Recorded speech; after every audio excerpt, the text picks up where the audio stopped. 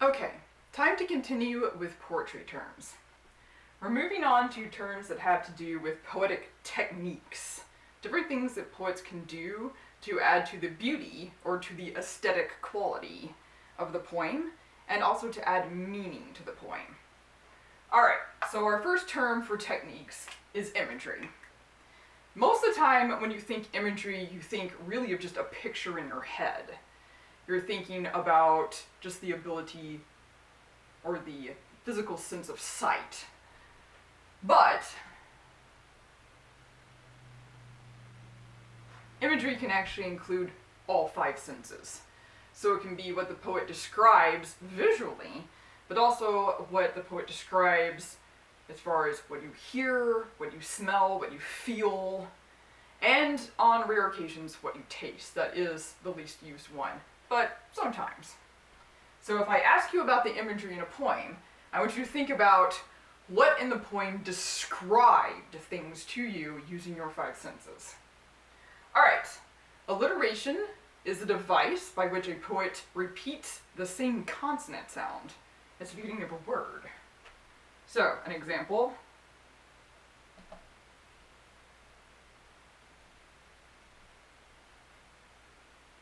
I'll just throw up these three. The actual example that I have that I can share with you is, what would the world be bereft of wet and wildness? All those W's. Wet, wild, I chose wonder. So, the repeating of a consonant at the beginning of a word. Assonance has to do with vowels instead. So in this case, you're going to repeat the same vowel sound. Alright, an example to share with you. Thou still unravished bride of quietness, thou foster child of silence and slow time. There are a lot of I's there. It's a little bit harder to hear assonance. Alliteration is far more obvious, but in that particular case, we were repeating the I sound. Do keep track. You really want for assonance the same vowel sound because it's a short E or long E. For example, weed and heed, the long E sound there. Okay? We also have, and I didn't include it, but I should have, consonants.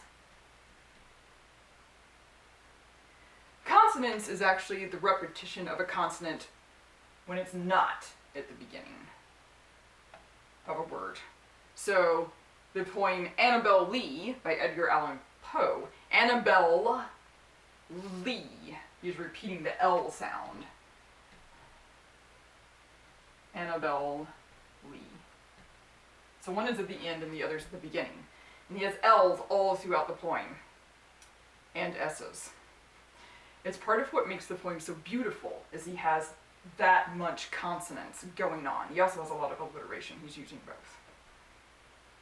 And adds a kind of haunting quality when you use an L, or at least that was his theory. Alright, an allusion.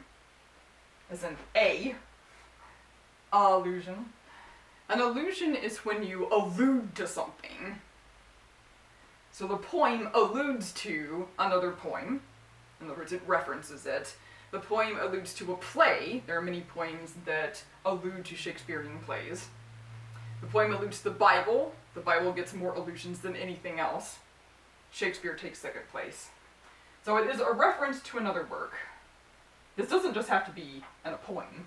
Books reference things, other books, plays, whatever. Short stories do it, films do it, TV shows do it, songs do it. Even modern rock songs will occasionally still allude to Shakespearean plays. I have heard it. So, it's hardly, none of these things are just for poems. I'm simply making you focus on it for poems. Enjambment. Enjambment is what happens if the poet continues a thought down onto a second line or even a third or a fourth. So each individual line is not a complete thought. The sentence keeps going. The word enjambe is actually French, and it means to straddle, as in to straddle a fence. So, example. two lines from, let's see, Joyce Kilmer's poem Trees. I think that I shall never see, line 1, a poem as lovely as a tree. So as you can see, the thought went down onto the second line. Enjambment is very common. It helps with the flow of the poem. Metaphor.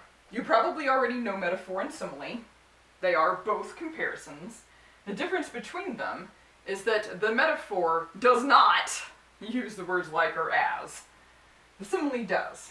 So you create a comparison using like or as. I wander lonely as a cloud, in other words, like a cloud. This is your simile. The metaphor often, does not always, but often uses the verb to be in some form. You are my sunshine, my only sunshine. Are is a conjugation of the verb to be. So the metaphor is saying you are like the sun to me by just straight up saying you are the sun. You are my sunshine. This gets into figures of speech, by the way. Personification is another figure of speech. Personification is exactly what it looks like. You are giving the characteristics of a person to an inanimate object. So, back to I wander lonely as a cloud. He says, I saw at once a crowd, a host of golden daffodils, swaying and dancing in the breeze. So he calls it a crowd, which is a word we only use for people, and he says they're dancing. Again, something only people can do. Personification. Alright. I'll throw in paradox. Let's talk about paradox. Paradoxes are tricky because the meaning of this word is starting to shift in the English language. A paradox is something that when you look at it, when you look at the sentence on the surface or the line of the poem, it looks like it cannot possibly be true. But when you stop to consider it, it is true. So when we say paradox now, we're implying that it's something that cannot be resolved. That's actually not the meaning of the word. The paradox is supposed to be resolvable. The phrase is supposed to be an irresolvable or unresolvable paradox, meaning it's a paradox you can never make any sense out of. But this is a word in the English language that is starting to drift away to the exact opposite of its original meaning. Language does that a lot when it is living language. Please check out the poetry terms that I have under these videos in Moodle and learn more about them. Okay?